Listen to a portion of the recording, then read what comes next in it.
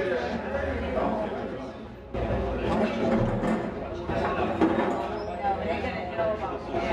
was 3 years ago. Came out at 4,000 south, 1,200, and then microphones 200. Stands $300. But we'll get there.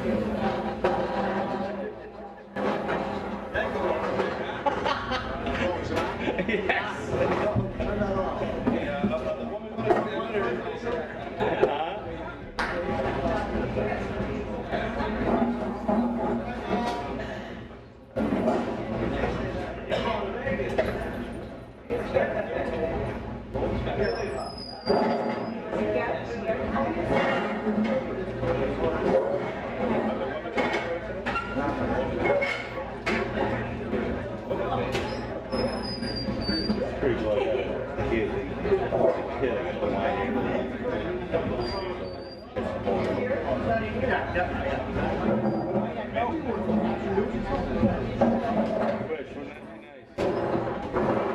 Ruth won't hire Cindy, so I got behind the camera.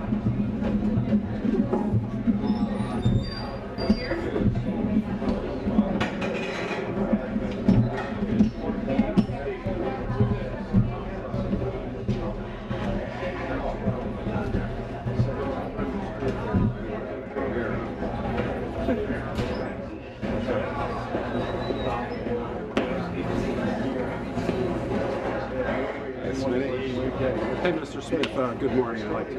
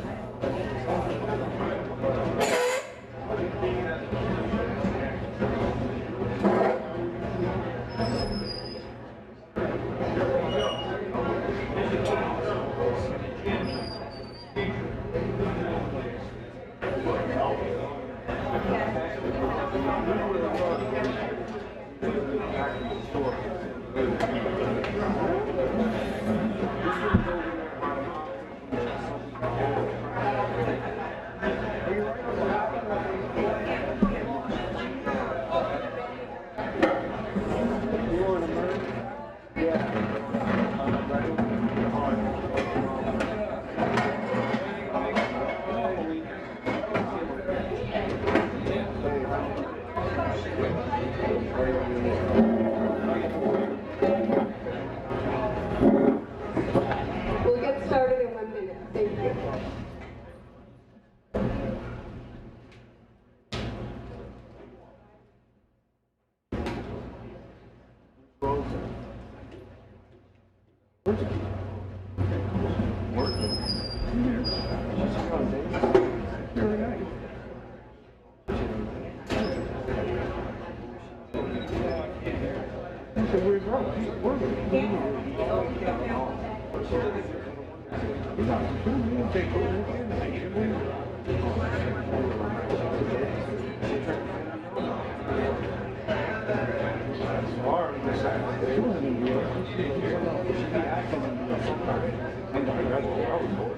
Last year.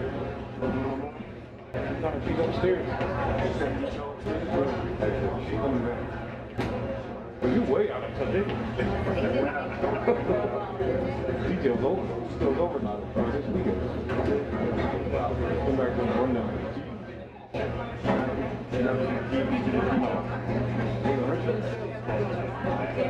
You're going to come back.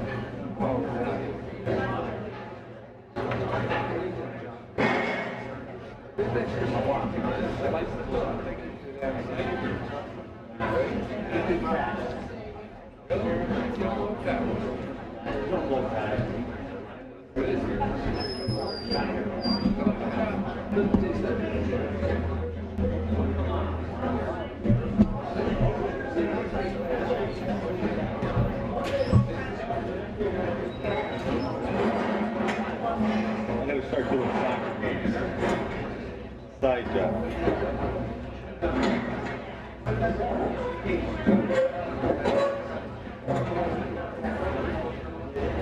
Hello, everyone. Hello, everyone. Welcome to the Southern Connecticut, New Haven Women's History Month celebration. And right now, I'd like to ask everybody to stand so that we may do the Pledge of Allegiance.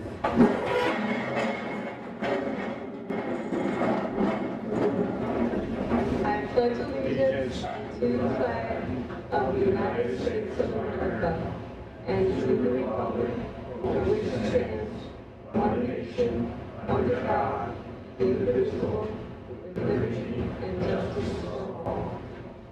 Thank you. I'd like to now introduce our planner, Linda Howard, for a few words. And Jeff.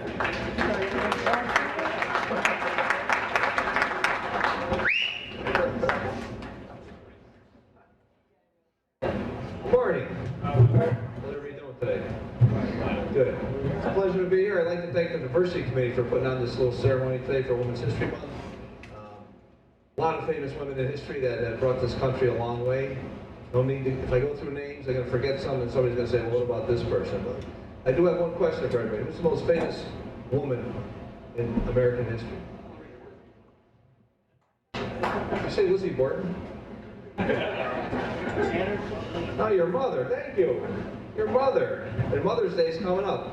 So if you didn't say your mother was the most famous woman in American history, then you need to remember that her day's coming up. But just enjoy the celebration. And once again, I'll turn over to Janae. But thank you very much from the Diversity Committee for putting this on for us. Thanks.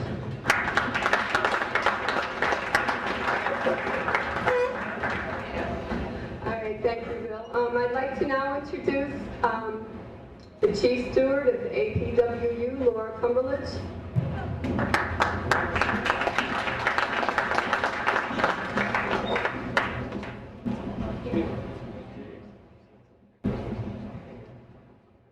Okay, John wanted me to let everyone know he was out of town and he was sorry he couldn't make it, and wish every women, happy Women's History Month.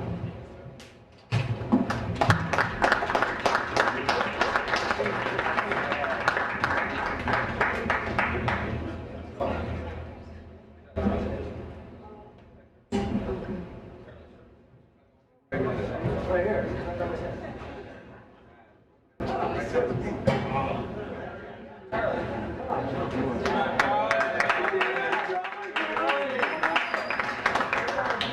I'd like to have Charlie Surface keep coming up here and say a few words for us. Thank you. Good morning, everybody. I'm National Heritage Union. You go up, John, right now? Yeah. Okay, on behalf of the National Heritage Union, I'd like to say Happy Women's Month and appreciate all the women that work here and all the work they do, not only here, but with their families and their lives. So, congratulations.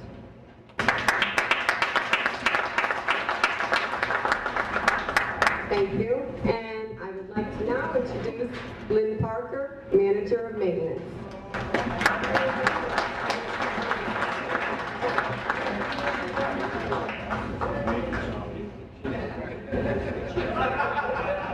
Make sure he gets his water water. Water water for you, John. Oh, he also gets the first strawberry shortcake for the day. Okay. Oh, hello, everybody. They asked me to speak, and I said, sure, I'd be glad to speak on women's issues and career path, and there's lots of opportunity in the post office for both men and women, and that's what's absolutely wonderful about the Postal Service, because we treat everybody equally, opportunities are there equally. You can choose to do what you want to do. You want to be a mail handler, you want to be a clerk, you want to be a supervisor, you want to be a manager, whatever you want to do, a carrier. The opportunities are there. The fact that you can move around the country is wonderful within the Postal Service. A lot of people stay in the Northeast and then they're getting ready to retire. They decide to take a job down south for a few years, get settled in, and retire down there. There's not a lot of companies that you can do that, and it's absolutely wonderful that the Postal Service allows you to do that. For me, for my career path, I started off in mail processing as a clerk. And I actually worked on the LSMs, for those of you who remember what the LSMs are. And then I worked in class orders, I pitched mail manually. I then became supervisor of operations. And then they started to do reorganization, cutting back, like we keep seeing every so many years. And I decided to go into maintenance because it seemed that was where the future was going to be. For those of you interested in maintenance, not that they'll let me steal a whole lot of you, but the future is turning towards maintenance, because as you can see, a lot of this equipment is coming in and it's very specialized, and very shortly you'll be seeing new people coming into maintenance. Because as we get new equipment, we get more UTs, MPs, maintenance mechanical level 6s are coming in, so I'll be doing some hiring. We're always doing testing, and recently they had an in-service test posted, so hopefully some of you guys have put in to take the test. Always give it a try. You know, my motto is if you don't try it, you don't get it. So always give it a try. And I've always put in for different things. Maintenance is typically a man's world, so they say. When I first came to Southern, they asked me to speak in front of the Connecticut district about being a female in a man's job. I thought it was interesting because I didn't know I wasn't a man's job. I was in my job. You know, Bill selected me. It was my job. Right, Jim? So you can have any job you want. Don't go by the fact that supposedly it's a man's job or supposedly it's a woman's job. If it's something you're interested in, just go for it. You know, you only live once, so go ahead and do it. Now, where I used to work, we also had female ET. You don't see many of them. I encourage any of you that are interested in the maintenance centers, mechanics, or ETs to put in for the job. They're available. It's score-based. And, you know, we're going to teach you as you go. You know, a lot of the learning is hands-on within the Postal Service. So I always kind of tinkered with the machines when we had problems, or was over with the ETs. And when they had an SMO vacancy on 201, they had said to me, SMO being a supervisor of maintenance, the ETs and the MPs said, why don't you put in for that? Come over and join us in maintenance. We'd really love to have you. So, and, you know, I didn't think I was going to get it, but like I say, put in because you won't know unless you do. And Bill Envia, who's now in the Northeast area, is the one who hired me into maintenance as a supervisor. Now, I worked all 3 shifts, 201, 202, 203. Spent a lot of time on the floor with everybody, learning the equipment with them. I took some of the classes so that I know what everybody deals with and what to look for. And you know, I didn't learn the job to be able to fix the machines. That's the ETs and the MPE job. But I wanted to have an understanding of the machines and everything, so that's why I did that. So I earned the respect of the ETs and the MPEs. It wasn't easy at first, no. Some of those ETs and MPEs didn't like having a female in the job. They thought an ET or an MPE should have gotten the job. But they came around, and some of those people are some of my best friends who still call me, still check in with me, still ask me for advice. Some of them have moved on to be supervisors. I've mentored them, and they're doing fine. So I encourage women to think out of the box, take a chance, move out of your little comfort zone. And it's for anybody. Everybody doesn't know everything. And if you want to try a job, get out of your comfort zone and go ahead and try it. Because I guarantee you, with the way the Postal Service is going now, we need good people, and we're not going to let you fail. Tell us you want to take a shot at something. We're going to put you into a job and give you a try, and then we're going to help you to be successful, because if we're not successful, the whole place is not successful, and we need to be successful as an entire unit. It takes all of us, men, women, craft, managers, supervisors, everybody has to work together. And I really enjoyed the fact that I get to work with all of you, and I've enjoyed my 2 years here so far, believe it or not. So I really, really enjoyed that. Some of the other things that I've done is I've gone into MLDP. Now, there are different programs within the Postal Service. MLDP is a Maintenance Leadership Development Program. But there are programs out there for every kind of program that we have. And one of the most popular ones is the ASP program here. So those of you who are interested in supervising, make sure that you put into that, because it's very worthwhile. You're going to learn a lot of things. You're going to get to try different places. You're going to be able to go to a couple different offices and bring back best practices, things that people are doing that work. You bring them back here. You're going to meet different people. It's absolutely fabulous, the things that the Postal Service offers us out there. Now, me, I wound up being in a supposedly man's job.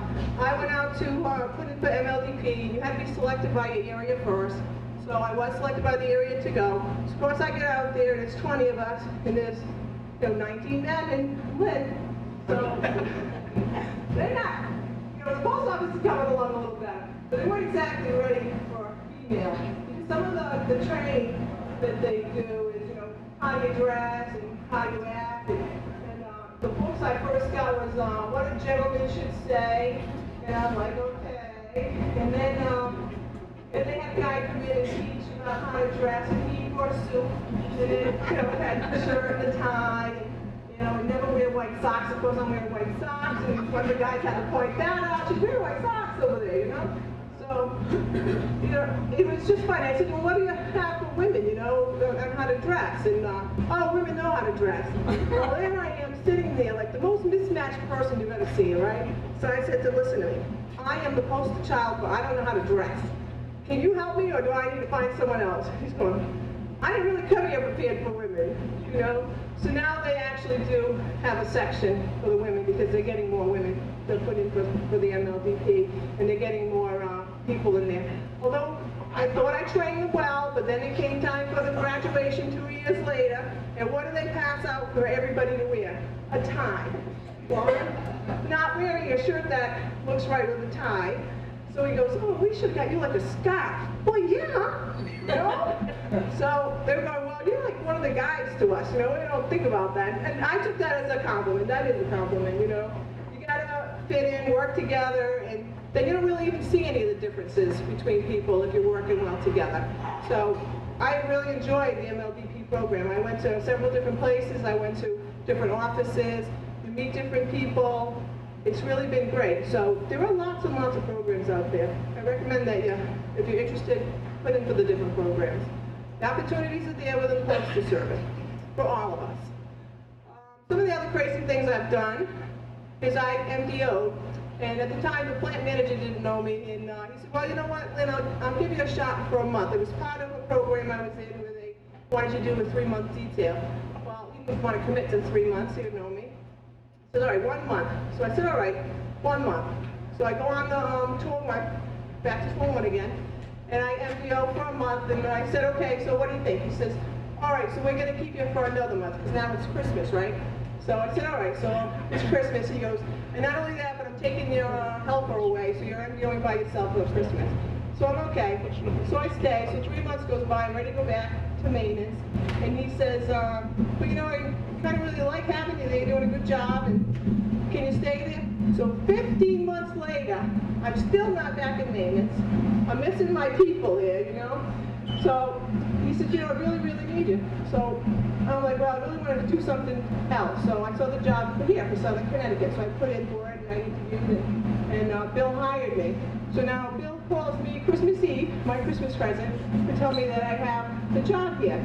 So I'm all excited, but does my boss let me go? No. February something, he finally lets me go. I'm like, I got a new job, So that's how I wound up here in Southern Connecticut. I'm very proud to be here. I've met so many of you personally and worked with you and talked with you and talked to you on committees, and I really enjoyed it, and I wouldn't give it up for anything in the world. And I really appreciate all your help in working with my maintenance people and working with the clerks and the mail handlers. It's just been absolutely terrific, and I want to thank you all very much. And all you women, one other thing with maintenance, think about maintenance when you go to these conferences and things. There's no wine in the ladies' room.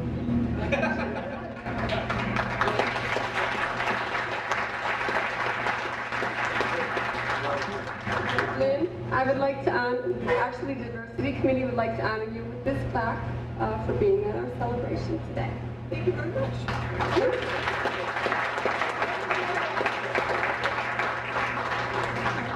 Thank you everyone for coming today, and we have a little bit of refreshments down the end. Enjoy. Thank you.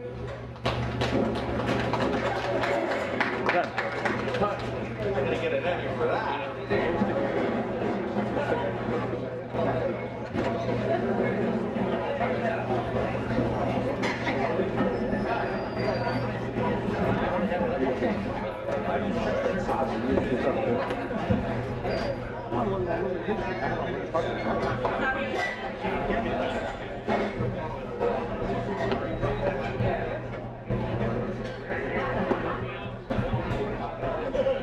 a good remark. No, it's not.